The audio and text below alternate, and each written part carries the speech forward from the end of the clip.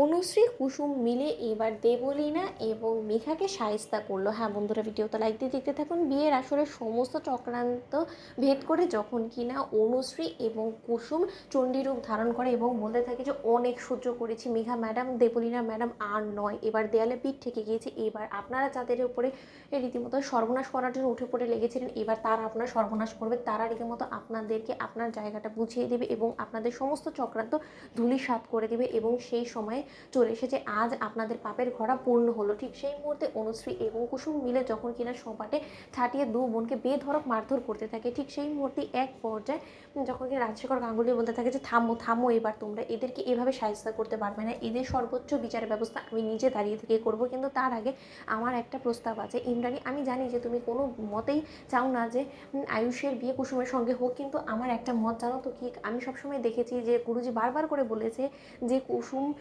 আয়ুষের যোগ্য, এবং কোনো না কোনোভাবে আকার ইঙ্গিতে গুরুজি জিনিসটা বোঝানোর চেষ্টা করেছে। কারণ তোমার নিশ্চয়ই খুব ভালো করে মনে আছে যে গুরুজি আমাদেরকে স্পষ্ট করে বলেছে যে মেঘা কোনো মতেই আয়ুষের রাজ্যটুক হতে পারে না, এবং তার পাশাপাশি মেঘার সঙ্গে যদি আয়ুষের বিয়েটা হয়ে যায় তাহলে ওর জীবনে একটা ধস নেমে আসতে পারে। এবং আয়ুষের কুষ্টিতেই লেখা আছে যে ওর যে জীবনসঙ্গিনী হবে সে একটা গরিব ঘরের মেয়ে হবে, এবং সেই জিনিসটা নিশ্চয়ই তোমাকে মীনাক্ষী মিলিয়ে দিয়েছে। তাই আমি বলবো আর আপত্তি না করে আয়ুষ এবং কুসুমের বিয়ের সম্মতি দিয়ে দাও, এবং ওদের চার হাত এক করে আমরা চিরকালের জন্য আমাদের বাড়িতে গাঙ্গুলি বাড়ির রক্ষা কবচ কুসুমকে আমাদের ঘরে লক্ষ্মী করে নিয়ে আসি। এবং এতে করে আমার দীর্ঘ বিশ্বাস যে এই সমস্ত চক্রান্তকারীদেরকে আমরা প্রতিরোধ করতে পারবো, এবং এতে করেই একমাত্র আমাদের গাঙ্গুলি পরিবারটা সমস্ত ধরনের বিপদ আপদ থেকে রক্ষা পাবে। ইন্দ্রাণী, আমি তোমার কাছে হাত জোর করে অনুরোধ করছি। ঠিক সেই মুহূর্তে যখন কিনা এক পর্যায়ে শঙ্কর বলতে থাকে যে কর্তা দোহাই লাগে আপনি এমন কোনো কথা বলবেন না যেটা কিনা আমি মানতে নারাজ হবো, কারণ আমি কোনো মতেই চাই না যে আমার মেয়ে কোনো মতে ও বাড়ির বউ হয়ে যাক, কারণ আমার মেয়ের সেই যোগ্যতাটুকু নেই, এবং আমিও কোনো মতে মনে করি না যে আমার সঙ্গে আপনাদের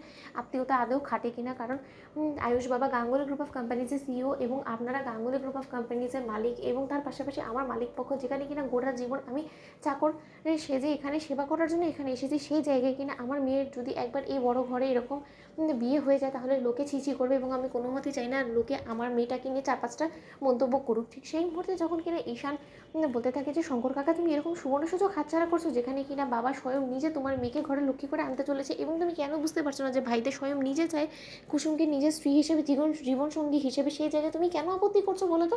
অন্যদিকে যখন কিনা এক পর্যায়ে সমস্ত লোকেদের সম্মতি মিলে যায় এবং কুসুমকে নিয়ে যখন কিনা আয়ুষ নিজের নতুন জীবন শুরু করতে চলে, ঠিক সেই মুহূর্তে রাজশেখর গাঙ্গুলি এবং ইন্দ্রাণী গাঙ্গুলি স্বয়ং নিজে দাঁড়িয়ে থেকে পুরোহিত মশাইকে বলতে থাকে যে পুরোহিত মশাই আপনি বিয়ের আনুষ্ঠানিকতা শুরু করুন, এবং তার আগে শুভ কাজে একটা সেরে নিই, সেটা হলো কি অনুশ্রী এক্ষুনি এই দুই বোনকে চেয়ারের সঙ্গে বেঁধে দাও। তো বন্ধুরা লাইক কমেন্ট শেয়ার করো, সাবস্ক্রাইব করতে ভুলো না।